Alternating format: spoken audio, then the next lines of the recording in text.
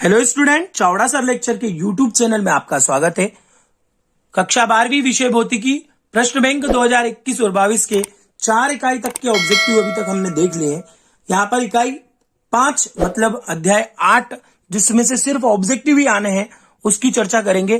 तो बिना देर करे वीडियो की शुरुआत करते हैं। अगर चैनल को सब्सक्राइब नहीं किया है, बार बार आप लोगों से बोल रहा हूं मैं, चैनल को सब्सक्राइब कर दें और बेल आइकन को क्लिक कर दें जिससे आने वाले वीडियो की नोटिफिकेशन आप लोगों तक पहुंच जाए। आइए शुरुआत करते हैं। अध्याय 8 इकाई 5। जैसा कि मैंने बताया कि इसमें 4 अंक के ऑब्जेक्टिव ही आएंगे, कोई प्रश्न वश्न नहीं आने वाला है और पार्ट भी एक ही है, विद्युत चुंबकीय तरंगे।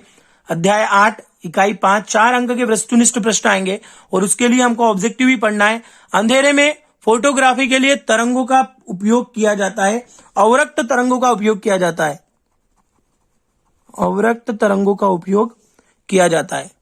पृथ्वी तल से ओजोन परत की ऊंचाई लगभग कितनी है? पृथ्वी तल से ओजोन परत की ऊंचाई है 50 किलोमीटर। विस्थापन धारा है में परिवर्तन के कारण उत्पन्न होती है। किसके कारण परिवर्तन के कारण होती है विस्थापन धारा? विद्युत क्षेत्र में परिवर्तन के कारण, विद्युत क्षेत्र में परिवर्तन के कारण। एक त्वरित आवेश चुंबकीय क्षेत्र एवं दोनों उत्पन्न करता है तो विद्युत क्षेत्र आएगा। इसमें भी विद्युत क्षेत्र और चुंबकीय क्षेत्र दो ही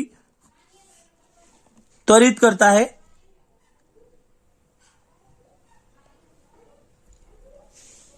निर्वात में विद्युत चुंबकीय तरंगों के वेग और का सूत्र, तो इसका वेग और सूत्र मैं आप लोगों को बाद में अवेलेबल करा दूंगा, अभी मुझे जानकारी नहीं है इसकी। ऊष्मा की संवेदनशीलता तरंगों द्वारा होती है। किसके द्वारा होती है? अवरक्त तरंगों के द्वारा।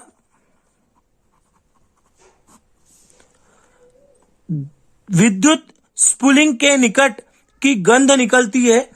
काय की गंध निकलती है? ओजोन की गंध निकलती है। पराबैंगनी लैंपों के बल्ब के बनाए जाते हैं। काय के बल्ब बनाए जाते हैं? क्वार्ट्ज के बनाए जाते हैं, क्वार्ट्ज धातु के बल्ब बनाए जाते हैं। जीवाणुनाशक के रूप में तरंगों का उपयोग किया जाता है। पराबैंगनी तरंगों का उपयोग किया जाता है। और विद्युत चुंबकीय तरंगों के स्पेक्ट्रम में सर्वाधिक आवृत्ति वाली तरंग होती है तो होती है गामा तरंगे या गामा किरणें, गामा तरंगे।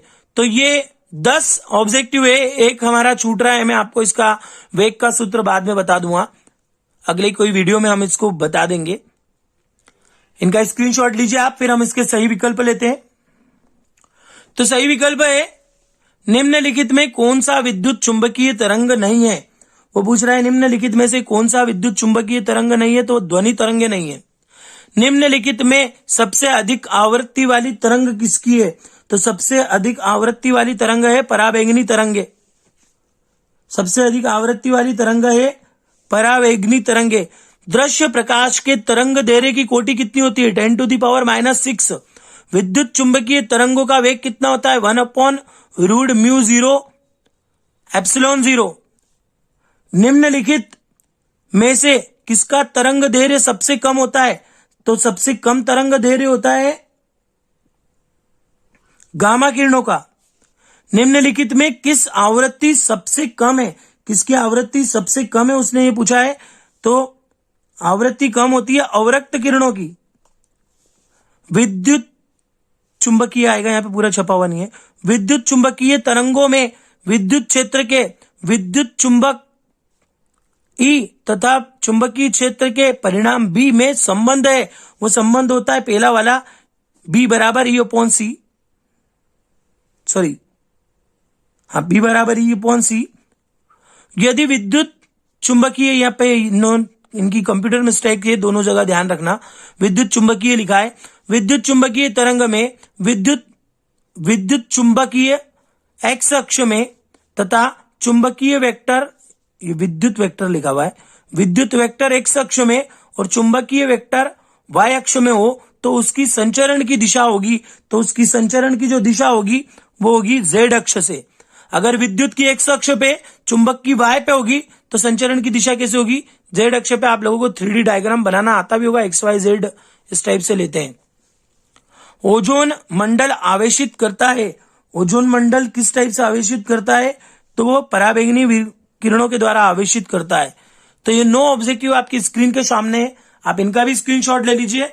अगर चैनल को सब्सक्राइब नहीं किया है तो चैनल को सब्सक्राइब करें, बेल आइकॉन को क्लिक करें जिससे आने वाली वीडियो की नोटिफिकेशन आप लोगों तक मिल जाए। और हम इस वीडियो को यही समाप्त करते हैं। अगले वीडियो में हम आपको लेके आएंगे अध्याय 9 इकाई 6। तब तक के लिए धन्यवाद।